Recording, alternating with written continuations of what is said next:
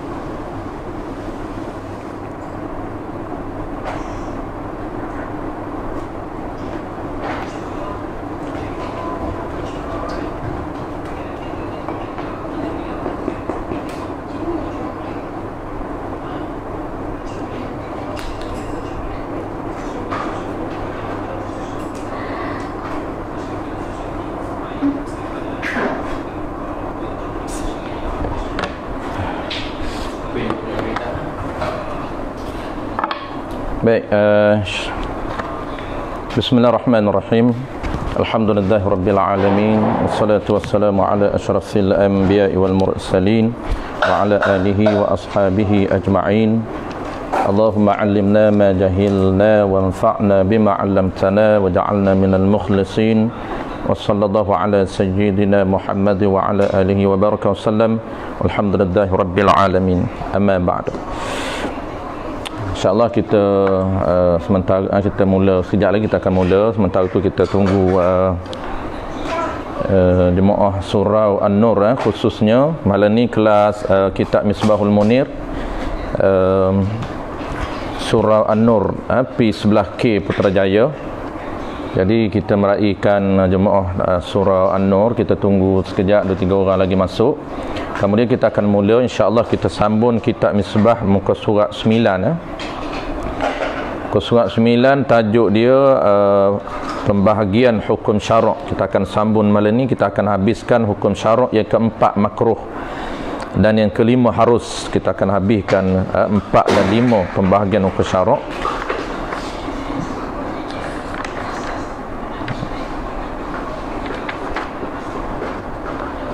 Kita tunggu sekejap, tunggu rakan-rakan kita, khususnya jemaah surau An-Nur.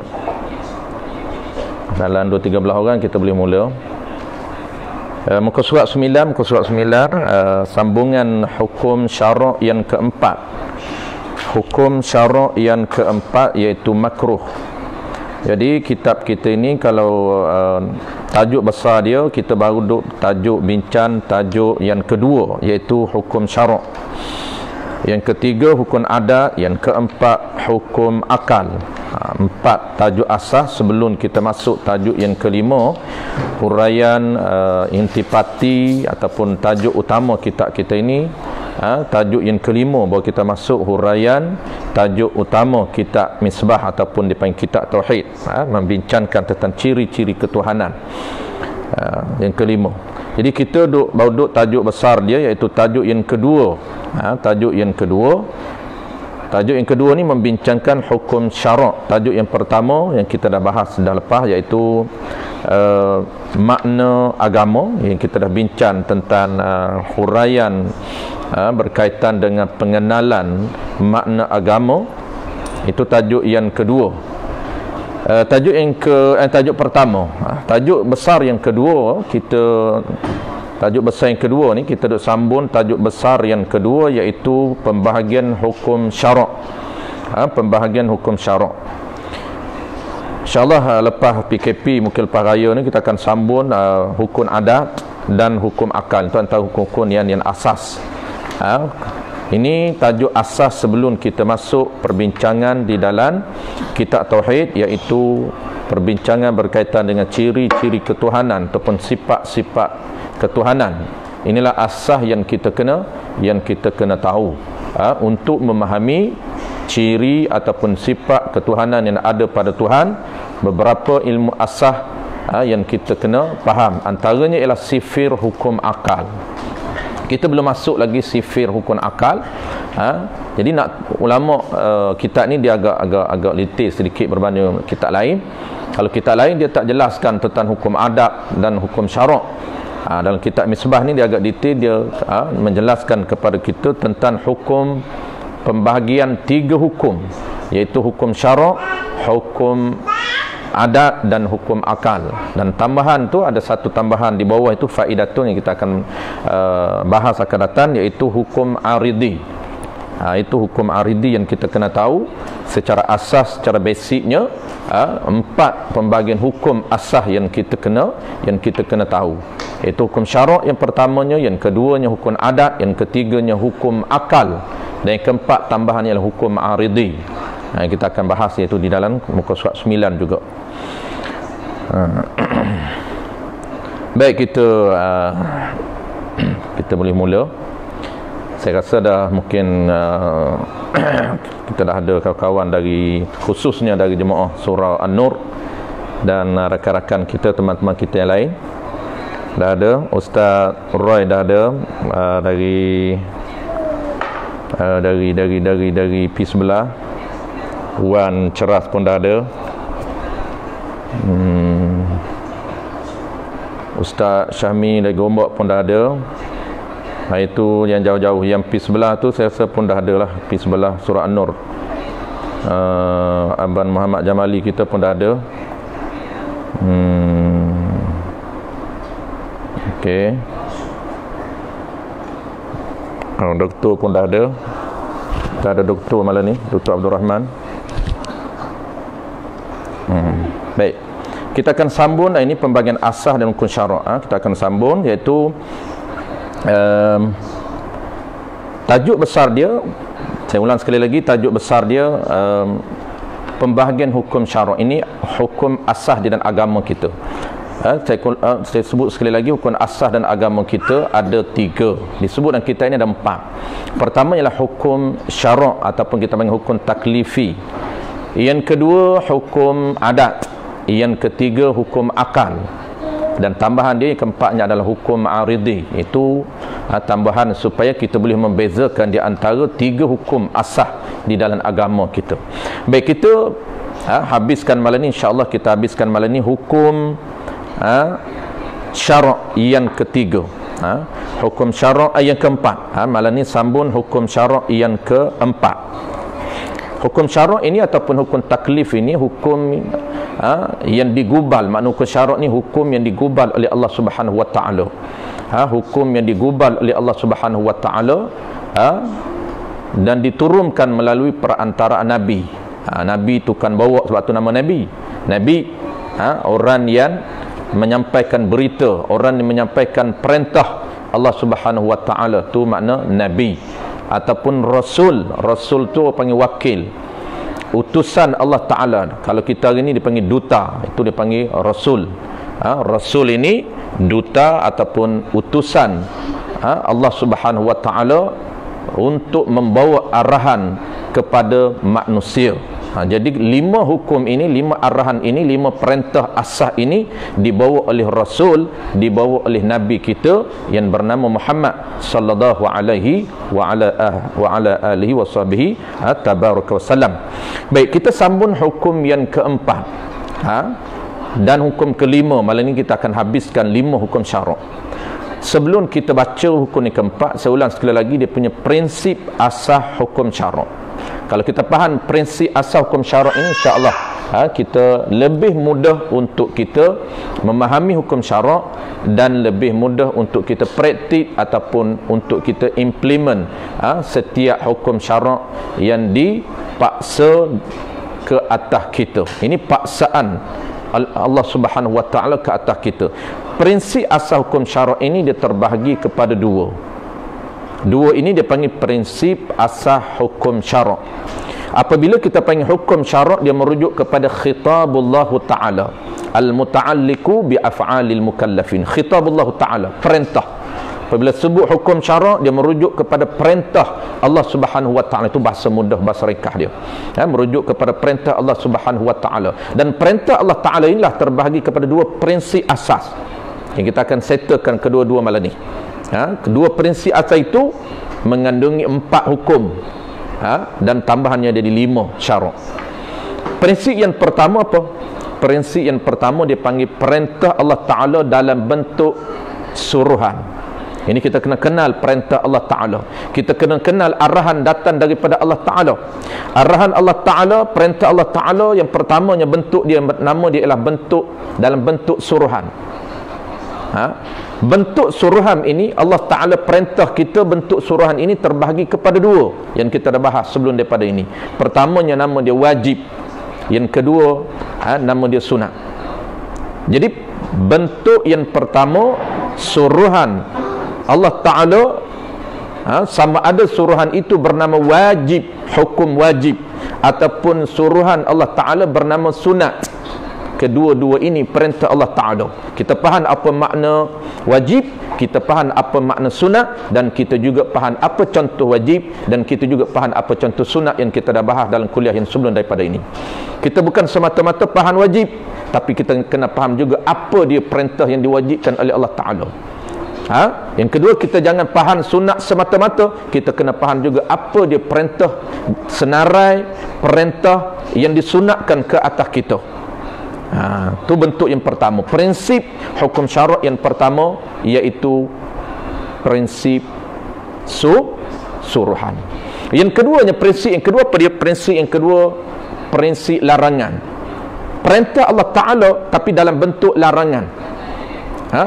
Perintah Allah Ta'ala dalam bentuk larangan. Kedua-dua ini perintah Allah. Kedua-dua ini arahan Allah Ta'ala yang kita panggil khitabullah Ta'ala al-muta'alliqu bi af'alil mukallifin.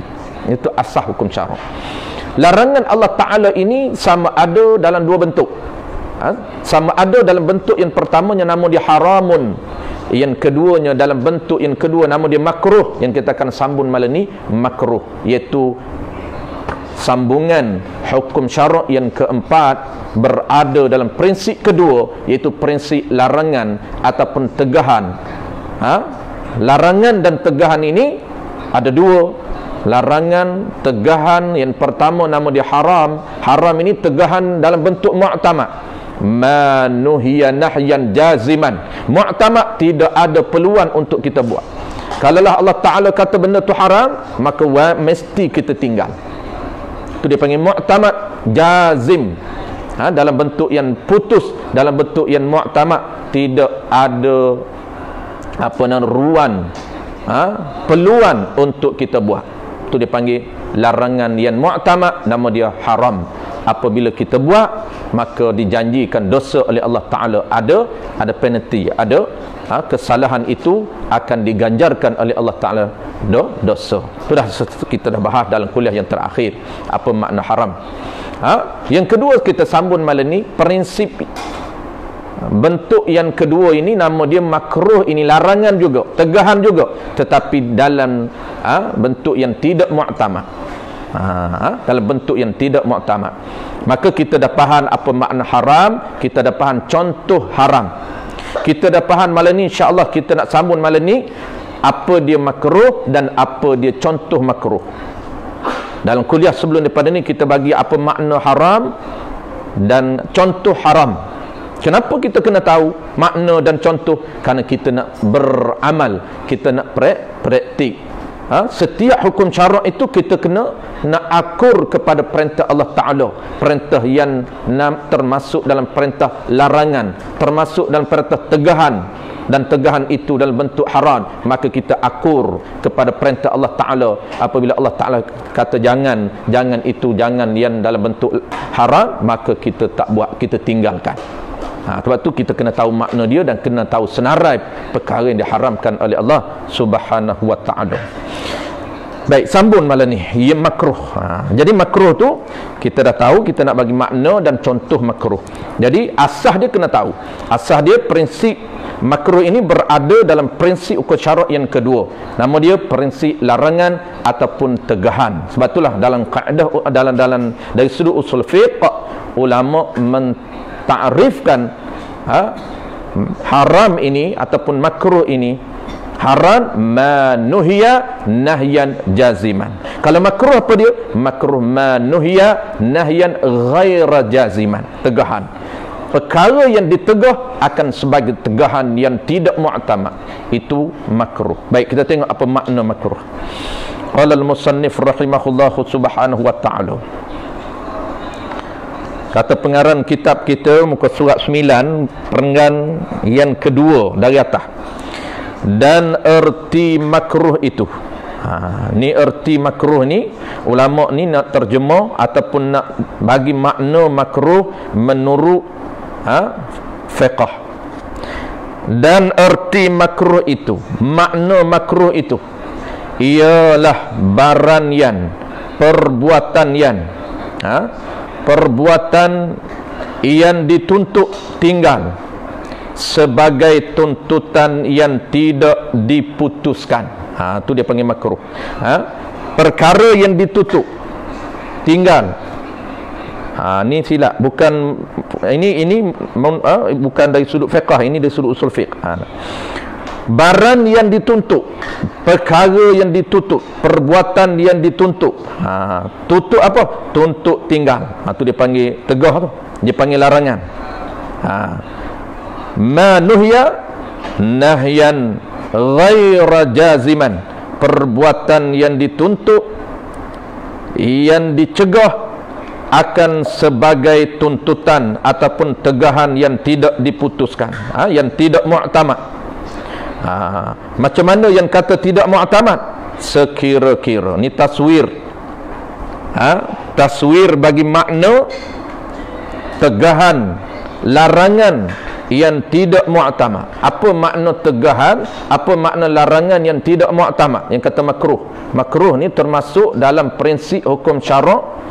Prinsip apa? Prinsip larangan ataupun tegahan hukum syarak. Tegahan tu dalam bentuk apa? Dalam bentuk yang tidak mu'tamad. Apa makna tidak mu'tamad?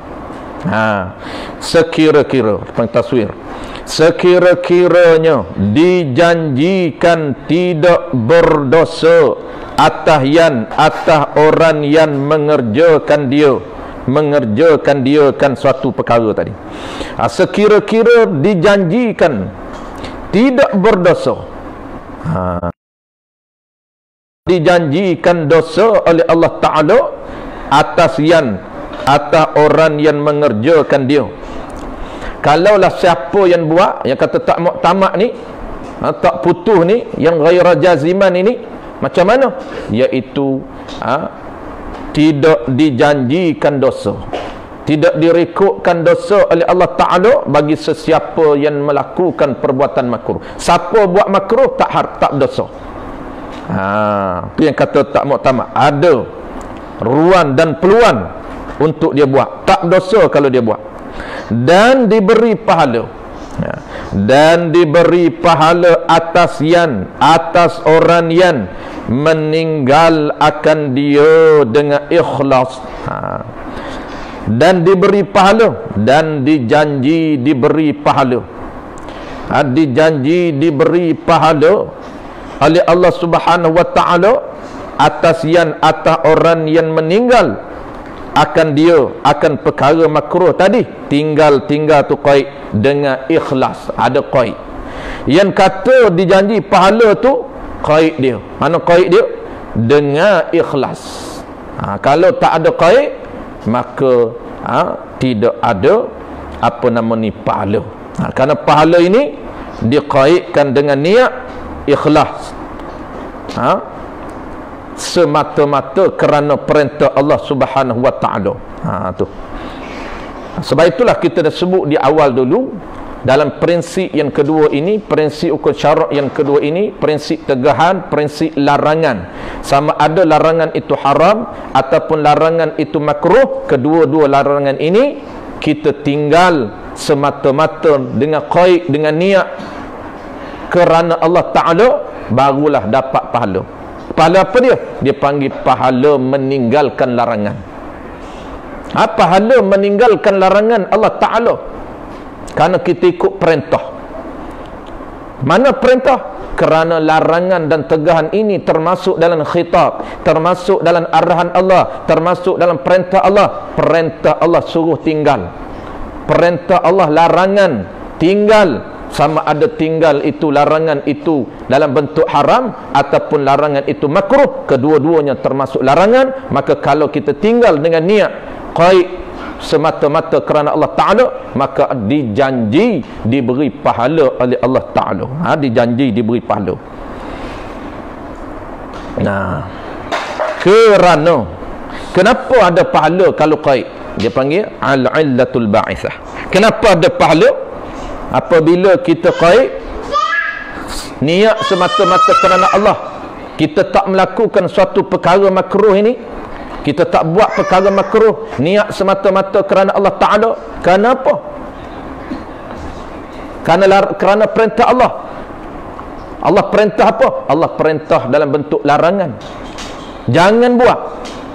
Maka kita pun tak buat kerana Allah. Ilah dia. Kenapa dapat pahala? Kerana yang makruh itu, perbuatan makruh itu setengah, yakni sebahagian daripada amaran Allah Ta'ala. Amaran apa dia? Amaran dalam bentuk tegahan. Sebahagian daripada tegahan Allah Ta'ala, sebahagian daripada larangan Allah Ta'ala. Cuma larangan itu larangan yang dalam bentuk yang ghaira jazim, dalam bentuk yang tidak muktamad. Apa dia tak muktamad? Kalau buat tak berdosa, tak dijanjikan dosa oleh Allah Ta'ala, dan tinggal itu, tak buat itu dengan niat ada qaid, ada sangkut kerana Allah Ta'ala, dijanjikan pahala oleh Allah Ta'ala. Mana contoh dia? Seperti makan sambil berjalan. Makan sambil berjalan. Ataupun makan ni, makan dan minum. Minum juga termasuk dalam murad ni. Minum, makan, minum sambil berjalan, tu makruh. Perbuatan makan sambil berjalan, hal keadaan kita berjalan itu makruh. Maka ketika mana kita nak makan sambil berdiri, nak minum sambil berdiri, kita telitah di hati kita, kita tahu ini makruh, maka kita duduk. Kenapa kita duduk? Nak elok daripada minum sambil berdiri makruh. Maka kita dapat pahala meninggalkan makruh. Ketika kita minum sambil duduk dengan niat qaid nak tinggal perkara makruh, kalau minum sambil berdiri makruh, maka dapat pahala. Pahala apa? Pahala meninggalkan perkara makruh. Apa dia makruh? Minum sambil berdiri ataupun makan sambil berdiri.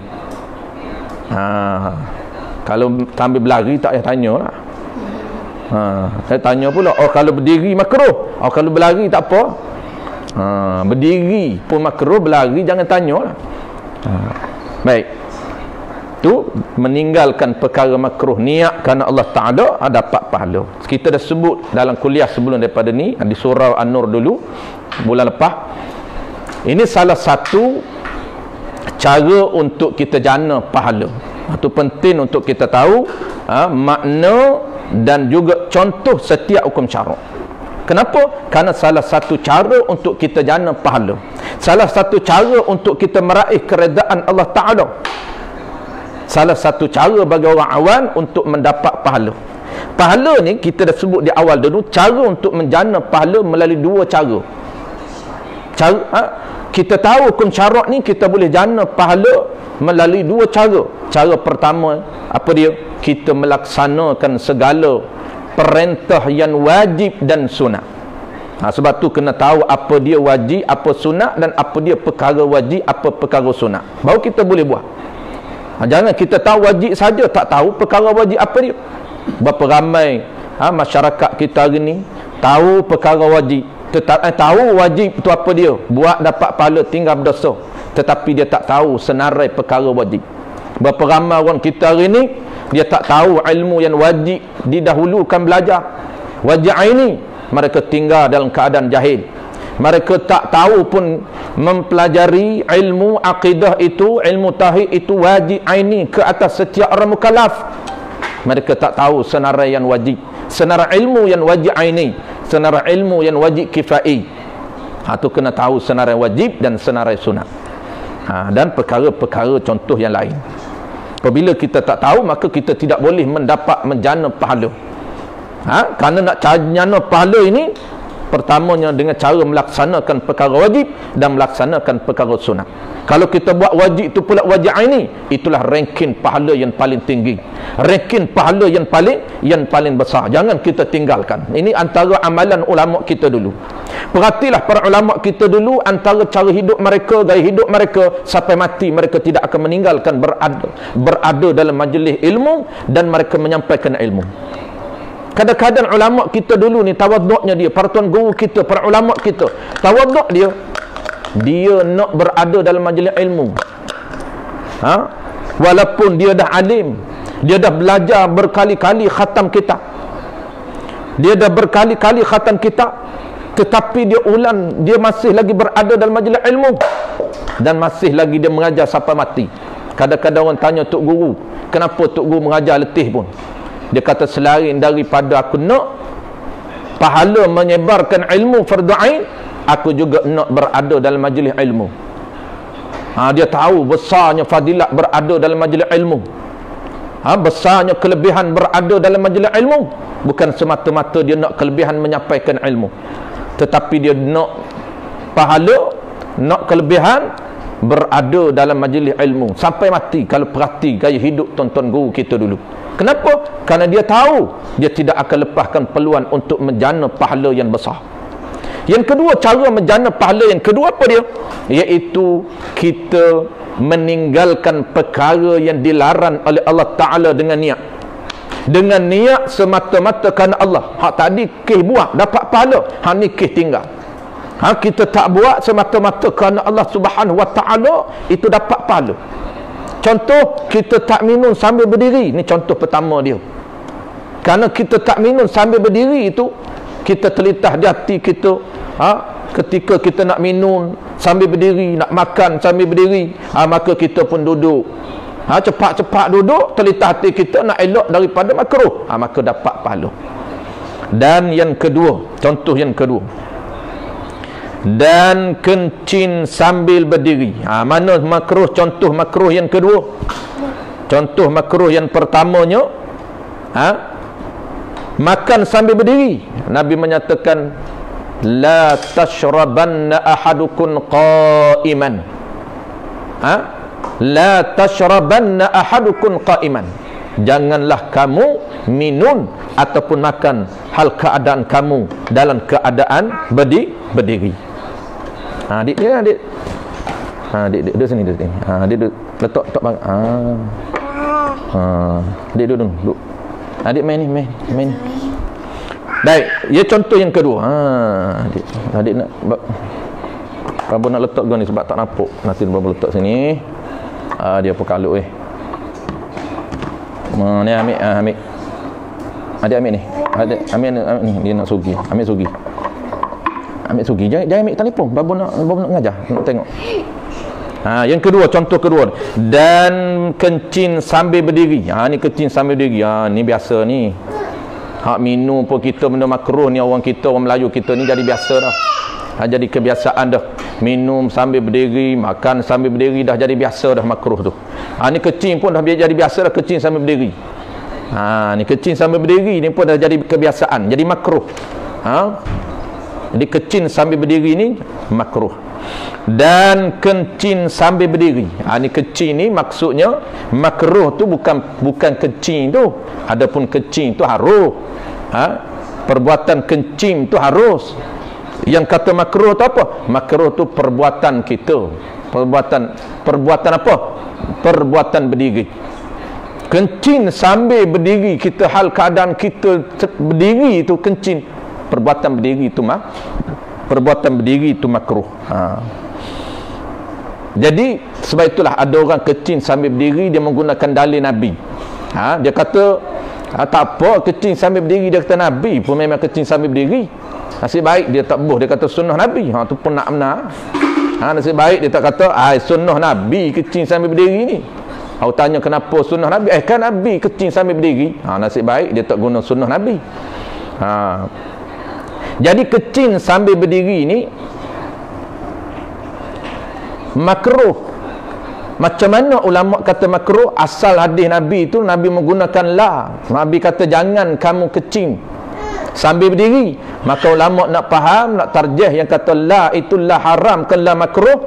Maka antara cara untuk ulama memahami, untuk ulama memahami bahawa larangan itu larangan dalam bentuk makruh, antara cara dia ialah Nabi pernah buat. Nabi kecil sambil berdiri ni Nabi pernah buat. Lalu para ulama kita faham bahawa larangan itu dalam bentuk makruh. Kerana kalau larangan itu haram, Nabi tidak akan sekali-kali buat, walaupun sekali kalau larangan itu haram. Dan Nabi kecil sambil berdiri ni kata para ulama hanyalah 2 kali sahaja. Ini khilaf riwayat. Ada setengah ulama kata Nabi kecil sambil berdiri sekali sahaja. Ada ulama mengatakan Nabi kecil sambil berdiri hanya 2 kali sahaja, sebagai nak tunjuk hukum kepada para sahabat, hukum kepada manusia bahawa kecil sambil berdiri itu bukan haram tetapi makruh. Ulama mengatakan kali pertama Nabi kecil pada tempat apa? Pada tempat yang kotor, pada tempat yang keji, tempat pembuangan sampah. Lalu Nabi nak mengelakkan jubah Nabi, pakaian Nabi kotor, maka Nabi kecil sambil berdiri. Itu ulama faham bahawa larangan Nabi kata jangan kamu kecil ni sambil berdiri. Ulama faham, para sahabat faham itu larangan dalam bentuk makruh. Dan kata setengah riwayat, setengah ulama mengatakan kali kedua Nabi kencing sambil berdiri bila? Ketika mana Nabi dalam keadaan sakit, ketika mana Nabi dalam keadaan betih dia, keadaan betih Nabi ni, pelipatan Nabi nak duduk tak boleh, menyebabkan Nabi kecil sambil berdiri. Itu kata kecil sambil berdiri makruh. Maka kita nak dapat pahala ketika mana kita nak kecil sambil berdiri, kita duduk telitah kita. Kenapa duduk? Kerana nak mengelakkan daripada makruh, nak tinggal perbuatan makruh. Kalau lah kecil sambil berdiri pun tak haram, bukan kata berdosa dah, tetapi tak kecil sambil berdiri itu dapat pahala. Kita nak pahala kecil meninggalkan makruh, iaitu tak kecil sambil berdiri, itu dapat pahala. Itu contoh yang kedua. Dan contoh yang ketiga, dan memakan akan makanan yang berbau yang keji.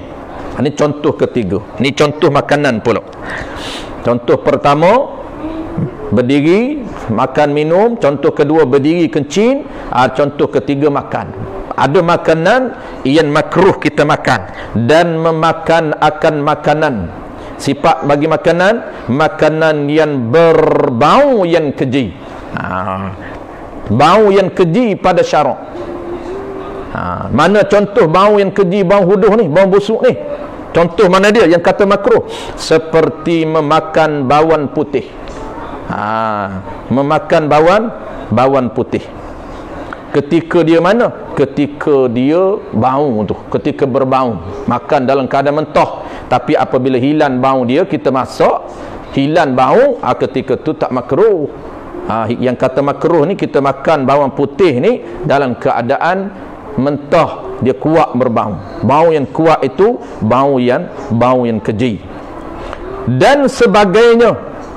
Dan banyak lagi lah contoh. Dia kata cari sendirilah dalam kitab-kitab fiqh. Dia hanya bagi contoh 3 sahaja. Dan sebagainya tu daripada perkara yang makruh. Carilah, dia kata contoh dalam kitab-kitab fiqh yang termasuk dalam perbuatan yang makruh. Banyak lagi makruh ni. Cuma kalau kita belajar kitab fiqh, dia perbahasan detail lah. Makruh ni terbahagi pula kepada 2. Ada makruh zatiyun, ada makruh yang aridi. Makruh zati ni apa dia? Makruh zati ni makruh yang merujuk kepada diri benda. Diri benda tu makruh. Diri benda tu makruh. Mana contoh dia? Diri benda yang berbau tu makruh. diri bawang putih, diri budu, diri belacan, diri cencaluk, itu makruh. Itu dia panggil makruh zatiyun. Makruh zati. Ada yang makruh aridi, diri tak makruh. Diri itu harus saja, tetapi datang perkara lain, datang sebab lain yang mengubah hukum jadi makruh. Maka itu dia panggil makruh yang aridi. Contoh macam mana? Contoh makruh aridi ni iaitu minum air ketika dalam keadaan panah. Kalau air suam tak makruh. Ketika panah kerana bahaya, boleh mudarat. Jadi diri air itu dia tak makruh. Kalau diri benda tu makruh, dia panggil makruh zatiyun, makruh diri. Diri air itu tak makruh, harus. Tetapi ada datangnya perkara lain, datangnya sebab lain, sebab yang menyebabkan bertukarnya status hukum itu. Mana sebab dia? Panah. Apabila air itu panas, ketika dia panas itu, maka hukumnya makruh. Makruh apa dia? Makruh aridi, bukan makruh zatiyun. Maka kaedah dia kalau makruh aridi, kita belajar dalam kitab fiqh, tiap-tiap makruh aridi sunat baca bismillah. Kalaulah makruh zati, tak sunat baca bismillah. Tiap-tiap makruh zati ni makruh baca bismillah. Tapi kalaulah makruh tu aridi, panah, kita nak minum juga panah pun, sunat kita baca bismillahirrahmanirrahim. Dan makruh aridi ni dia boleh hilang. Dia boleh hilang apabila habis, apabila hilang panah dia, maka kembali balik harus, tak makruh lagi. Baik. Dan maka tafriq, maka dapat pahala atas orang yang meninggal akan dia akan perkara makruh dengan ikhlas. Dia dah bagi contoh perkara yang termasuk perkara yang makruh. Maka huraian dia kata maka dapat pahala atas orang yang meninggal. Atas orang yang meninggal tak melakukan perkara makruh, tak buat perkara makruh, tak makan makanan yang makruh, tu makna tinggal. Meninggal akan dia akan perbuatan makruh itu. Meninggal itu dengan ikhlas. Apa makna ikhlas? Semata-mata kerana perintah. Mana perintah dia? Perintah Allah Ta'ala, perintah larangan, perintah tegahan dan larangan dalam bentuk makruh. Dan tidak diseksa atas orang yang mengerja akan dia akan perkara makruh. Tak diseksa, tak dijanji seksa oleh Allah Ta'ala. Allah tak janji seksa, tak haram. Atas orang yang mengerja akan dia akan perkara makruh. Bahkan sungguh pun kata tak dosa, takut lah lajak, bahkan merugi akan dia. Tapi rugilah kalau kita duk buat. Sungguh pun kata makan pun tak berdosa, makan benda makruh, buat benda makruh kecil dalam diri pun tak berdosa, minum sambil berdiri pun tak berdosa. Sungguh pun kata tak berdosa, jangan terlajak sangat, tu istidrak. Tetapi merugi akan dia akan mereka yang melakukan perkara makruh. Ni orang kita bab makruh ni dia sapuh lah, dia gomoh lah makruh ni. Ada kata apa nak heran, apa nak susah, makruh je, buh pula belakang tu je. Tu bahaya tu. Jangan duk buh je hukum ni. Sunat je. Makruh je. Jangan buh je, dia hukum. Dia arahan Allah, perintah Allah. Kena perintah Allah. Ni perintah ni digubah oleh Allah Ta'ala, kena besarkan. Jangan kata makruh je, jangan, kerana dia ada pahala. Ni makruh ni, macam haram ni, jangan buat haram ni, jangan buat. Ini makruh ni, jangan buat. Kena bersungguh lah sebab dihukum. Tak boleh kata makruh je. Kerana makruh tu dapat pahala, kita tinggal dia. Merugi akan dia, rugilah. Kenapa rugi ni? Kerana yang makruh itu, perbuatan yang makruh itu, satu amaran, satu tegahan, satu larangan yang dibenci akan dia. Ini makruh ni. Perkara yang Allah Ta'ala benci, perkara yang Allah Ta'ala suka. Sebab tu karahah ni dari sudut lughah dia panggil perkara yang Allah benci.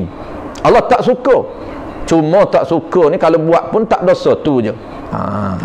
Jangan bujalah. Satu amaran yang dibenci akan dia. Benci tu, siapa benci? Oleh Allah Ta'ala atas orang yang mengerja akan dia akan perkara makruh. Jangan kita kata tak apa, makruh je. Sungguh pun makruh ni kerana dia larangan Allah Ta'ala, kerana dia tegahan Allah Ta'ala. Antara perkara yang kalau kita buat juga perkara yang Allah Ta'ala tak suka, perkara yang Allah Ta'ala benci. Tu Allah Ta'ala benci dan Allah Ta'ala tak suka. Dan erti baik yang terakhir, ni yang hukum yang kelima. Habis hukum yang keempat. Hukum yang kelima ni termasuk hukum syarak yang berada di tengah-tengah antara dua prinsip asas. Kita dah sebut prinsip asas hukum syarak, ada prinsip suruhan, ada prinsip larangan. Suruh dua, larang dua, dan di tengah-tengah itu dia ada mubah, dia ada harus. Hukum syarak ini ada 5, wajib, sunat, haram, makruh, harus, yang kelima. Dan erti harus pada syarak itu, erti harus, erti boleh. Boleh pada syarak ini dia panggil hukum asal. Setiap sesuatu benda tu hukum asal dia, ada asal dia. Ada hukum asal dia. Dan erti harus pada syarak boleh. Dia panggil boleh ni apa dia? Buat pun tak berdosa. Buat pun buat pun tak ada pahala. Tinggal pun tak berdosa. Dan erti harus pada syarak itu ialah barang yang dibiar dan dihalak akan dia. Dibiar dan dilak akan dia dengan tidak berdosa dan tidak dijanji seksa. Tak berdosa dan tidak dijanji seksa dan tidak dijanji dengan pahala atas orang yang mengerja akan dia akan perkara haruh. Perkara haruh tu perkara yang diberi pilih. Buat pun tak apa, tinggal pun tak apa.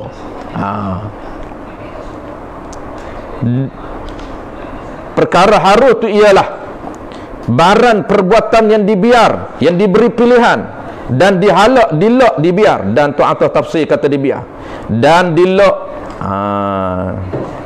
dibiar akan dia dengan tidak berdosa. Dibiar akan dia akan perkara haruh tadi dengan tidak berdosa dan tidak dijanji seksa.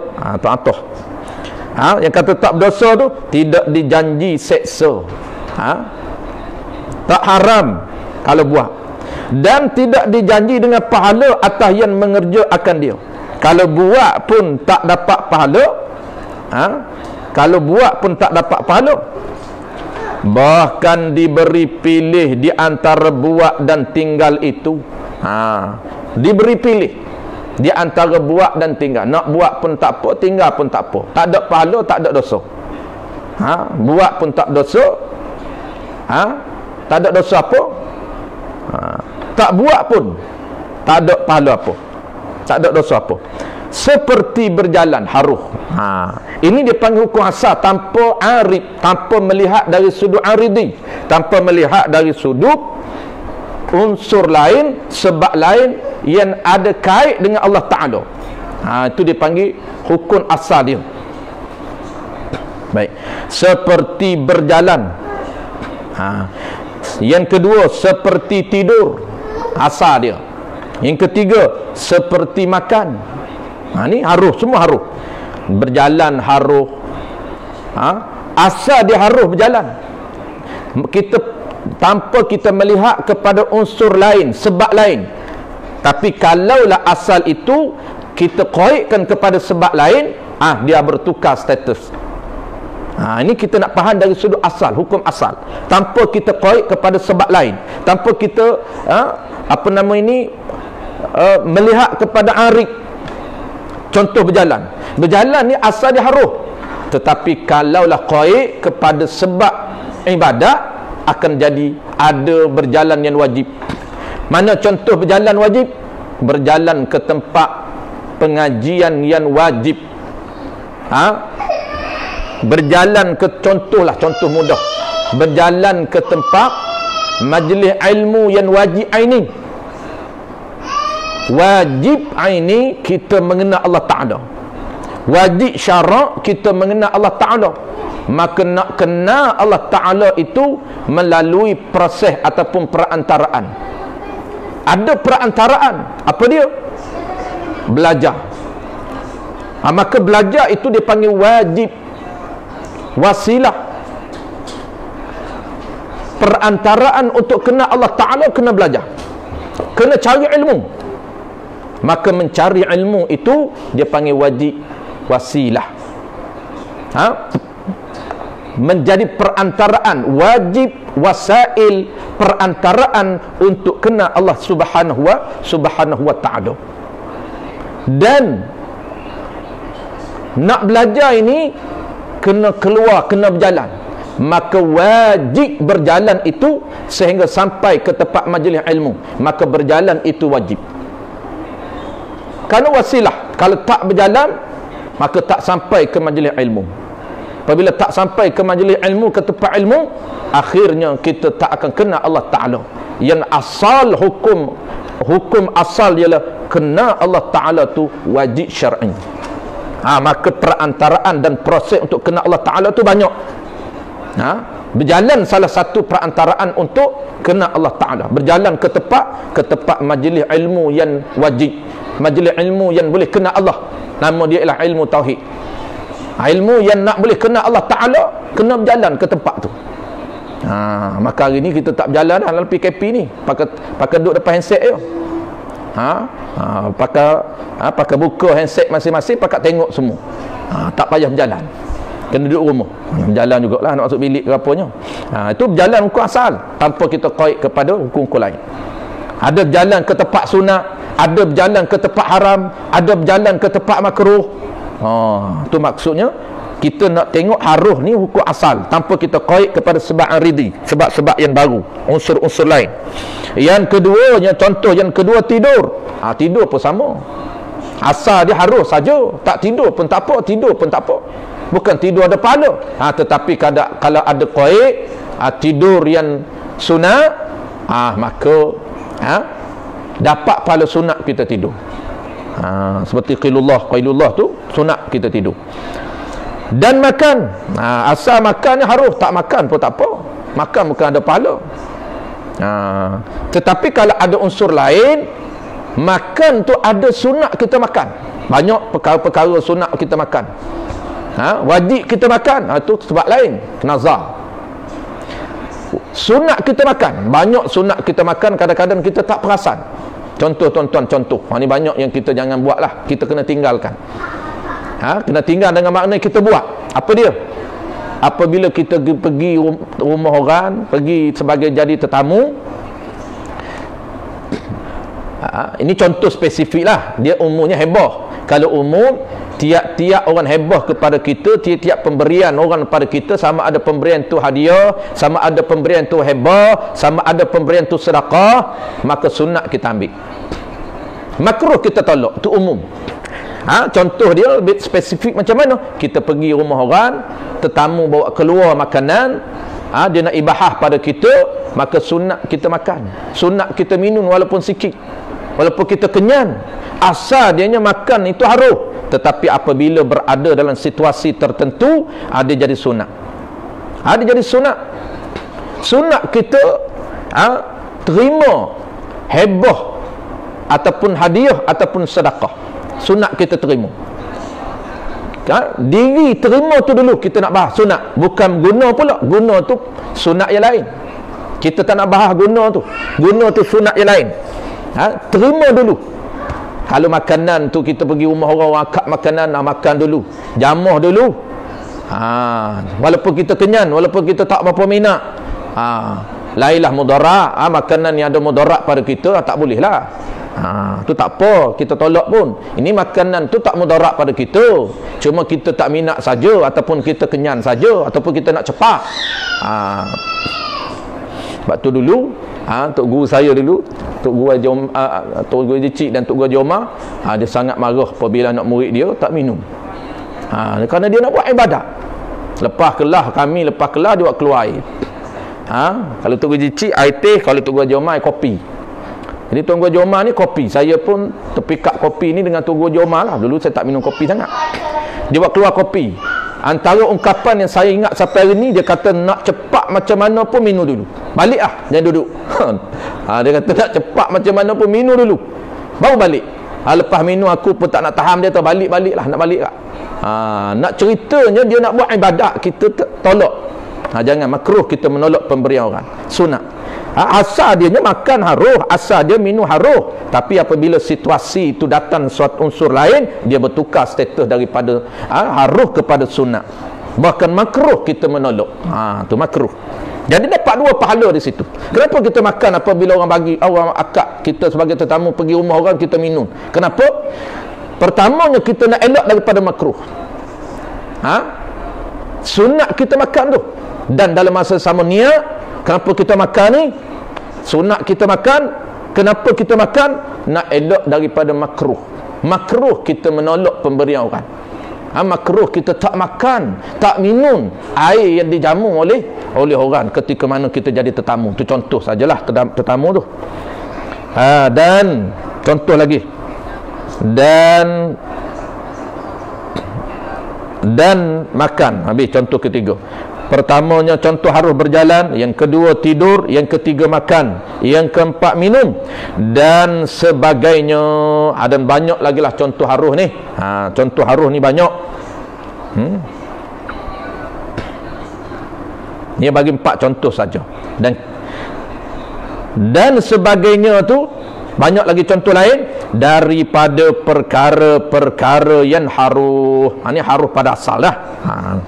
Tetapi dikatakan haruh yang tersebut itu, dia pun urai dah. Dia takut kita keliru. Tetapi sungguh perkata haruh pada asal, jangan terlajak sangat tu istidrak tu. Tetapi dikatakan haruh yang tersebut itu, dia contoh haruh berjalan, haruh tidur, haruh makan, haruh minum, selama tidak jadi tangga bagi 4 perkara yang terdahulu. Yang kata haruh tu selama dia tidak menjadi wasilah, tu makna tangga. Selama dia tidak menjadi wasilah, selama dia tidak menjadi perantaraan kepada hukum yang 4 tadi. Tu. Kalaulah dia menjadi perantaraan atau wasilah, maka dia bertukar status haruh itu jadi wajib, haruh itu jadi sunat, haruh itu jadi makruh, haruh itu jadi haram. Tu. Dia termasuk kaedah lil wasail hukmul maqasid. Tu kaedah tu. Seperti mana contoh? Tak lagi. Maka jika jadi tangga, jika jadi perantaraan bagi 4 yang terdahulu, bagi hukum 4 yang terdahulu, dua suruhan, 2 larangan, jadi tangga, maka tidak dinamakan dia harus lagi. Maka tidak dinamakan perbuatan tu harus lagi. Mana contoh dia? Seperti berjalan. Maka jika berjalan itu kerana menuntuti ilmu yang wajib, dia urah dah rupanya bawah ni. Kita urah awal tadi. Mana contoh dia? Asal berjalan tu harus, boleh bertukar jadi wajib. Kerana maka jika berjalan itu kerana menuntuti ilmu yang mana? Yang sifat bagi ilmu yang wajib, maka wajib pula berjalan itu. Kalau dia lah dia berjalan tu tempat yang nak cari ilmu wajib, maka dapat pahala wajib.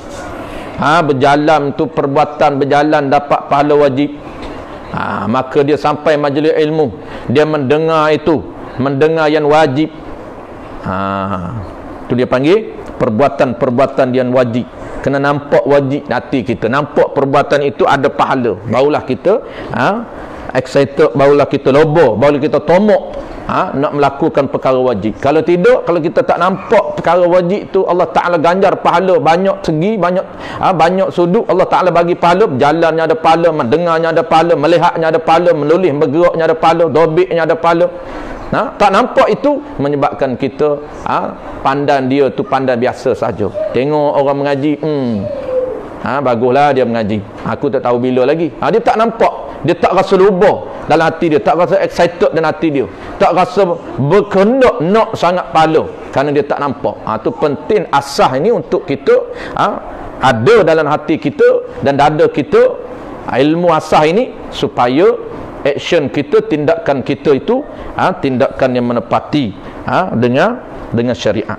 Barulah kita nak bertindak, kerana kita tahu perkara tu perkara yang mahal di sisi Allah, pahala dia mahal di sisi Allah. Dan jika berjalan itu, dan jika berjalan kepada maksiat, maka haram berjalan itu. Dia kait, kalau haram nak berjalan tempat haram, tempat maksiat, haram. Nak berjalan ke tempat duduk mengumpat, haram. Nak pergi lepak, tahu dah tempat tu tak ada kerja lain dah, tempat pakai duduk mengumpat orang dah, haram. Nak berjalan ke tempat yang maksiat, maka haram berjalan itu. Dan jika kepada yang sunat, dan jika berjalan ke tempat yang sunat, ataupun jika perkara apa sajalah ke tempat sunat, tadi contoh berjalan, maka sunat, kalaulah tempat itu tempat sunat, maka sunat. Dan jika makruh, maka makruhlah berjalan itu. Demikianlah tiap-tiap yang haruh, demikianlah begitu jugalah, sama jugalah tiap-tiap yang haruh itu, samalah contoh tiap-tiap perkara haruh yang lain. Kita kias sendirilah. Inilah habis dah penutup dia. Inilah huraian hukum syarak. Maka jika engkau menghendaki lebih panjang, ini huraian ringkas hukum syarak.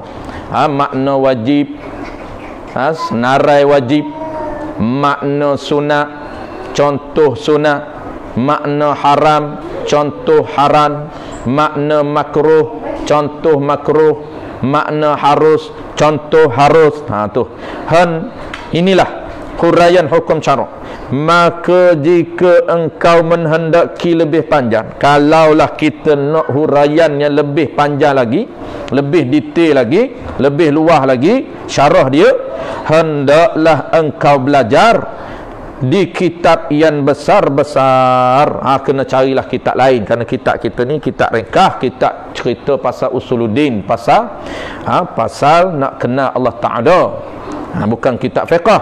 Cari kitab besar tu kitab mana? Bayan daripada usul fiqh, daripada kitab usul fiqh dan kitab-kitab fiqh. Carilah dalam kitab-kitab fiqh, dia ada pembahagian yang panjang. Apa takrif wajib dalam menurut usul fiqh, apa takrif wajib menurut fiqh. Lepas tu pembahagian pula, wajib, ada wajib zati, ada wajib aridi, sunat pula.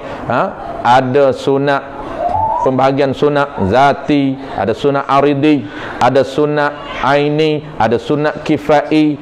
Wajib sama juga, wajib zati, wajib aridi, wajib aini, wajib kifai. Itu detail kalau dalam kitab fiqh, kitab usul fiqh. Sunat begitu juga, ada sunat yang zati, ada sunat yang aridi, ada sunat kifai, ada sunat aini. Wallahu a'lam. Masuk tajuk baru faedah. Tajuk baru faedah ni tambahan. Dia asas dia 3, hukum syarak, hukum adat, hukum akal. Maka faedah ni dia tambah ni hukum apa? Takut kita bertukar dengan hukum syarak, iaitu dia panggil hukum aridi. Ada 3. Ada wajib aridi, ada sunat aridi, ada sunat aridi, wajib aridi, mustahil aridi, haruh aridi. 3 tu. Dia bukan hukum syarak. Ada pun hukum syarak, ada juga wajib zati, wajib aridi. Itu dia panggil hukum syarak yang aridi. Ni bukan hukum syarak ni. Tu dia takut bertukar tu. Musannif kita, tok guru kita ni, pengarang kita dia takut bertukar. Wajib mati, wajib syarak ke wajib aridi? Wajib mati. Tiap-tiap yang bernyawa pasti akan mati. Wajib akan mati. Maka wajib di situ tu wajib syarak ke wajib apa? Ni dia nak cerita. Takut kita kata wajib syarak. Wajib syarak yang aridi. Kalau tak mati berdosa. Siapa berdosa pula? Tu dia panggil wajib aridi. Bukan wajib syarak yang aridi. Dia lain. Kalau wajib syarak yang aridi, kita dah bahas tadi. Makruh ada zati, ada makruh yang aridi. Makruh yang aridi. Ada haram zati, diri itu haram. Satu lagi ada haram yang aridi. Mencuri itu, diri mencuri itu haram. Maka ada haram yang aridi. Haram menggunakan barang yang dicuri, itu dia panggil haram yang aridi. Barang tu dia tak haram. Air, barang tu tak haram. Perbuatan mencuri air dia panggil haram yang zati. Menggunakan air yang dicuri, air tu diri air dia tak haram. Diri air dia haram. Tapi kenapa jadi haram menggunakan air yang dicuri?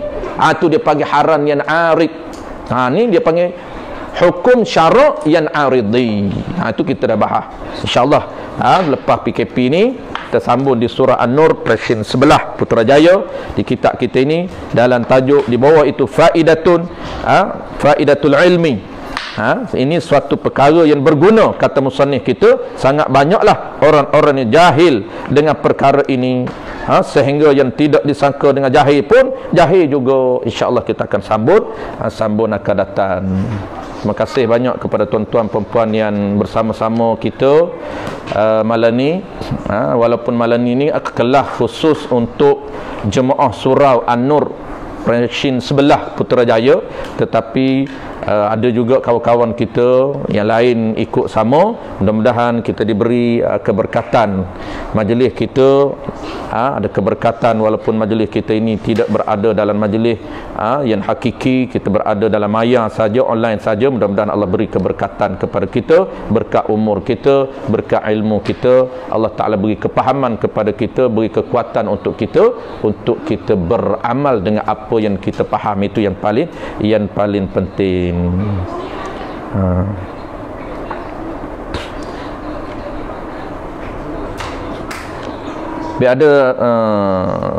Ada soalan daripada kawan-kawan kita duk tanya dalam page, bila nak mula kuliah yang kita sementara ni kita tangguh terlebih dahulu, iaitu kuliah kitab jual beli.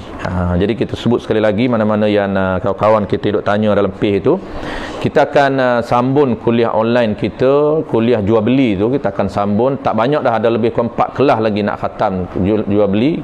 Kita bincang secara ringkas saja tajuk jual beli. Ada 4 syarat lagi yang kita tangguh itu. InsyaAllah kita akan maklum dalam page ni. Ada permintaan supaya khatamkan, ada 4 syarat yang baki itu. InsyaAllah kita cuba untuk khatam. Cumanya tak boleh buat setiap hari, setiap malam. Asal dulu kita buat selang-seli. Oleh kerana anak-anak saya itu dia ikut juga kuliah muamalah tu. Dia orang ikut kelas muamalah. Jadi sekarang ni dia orang ni ada kelas malam tu clash dengan kelas muamalah. Dia orang ada kuliah, pukul 9 ada belajar dengan guru, dengan ustaz dia orang. Lepas tu pukul 10 pun ada juga. Kadang-kadang sampai pukul 11. Jadi insya-Allah kita akan buat hari yang dia orang tak ada kelas. Saya akan maklum awal dalam page. Kita minta admin akan maklum awal dalam page. Baik, terima kasih sekali lagi kepada rakan-rakan kita join. Ajarakumullah. Mudah-mudahan Allah Taala bagi keberkatan kepada kita. Bismillahirrahmanirrahim. Alhamdulillahirabbil alamin. Wassalatu wassalamu ala asyrafil anbiya'i wal mursalin wa ala alihi wa ashabihi ajma'in. Allahumma faqihna fid din wa 'allimna ta'wil wa ja'alna minal ulama'ul 'amilin wa ja'alna minal mukhlisin. Wa sallallahu ala sayyidina Muhammad wa ala alihi wa baraka wasallam. Walhamdulillahirabbil alamin.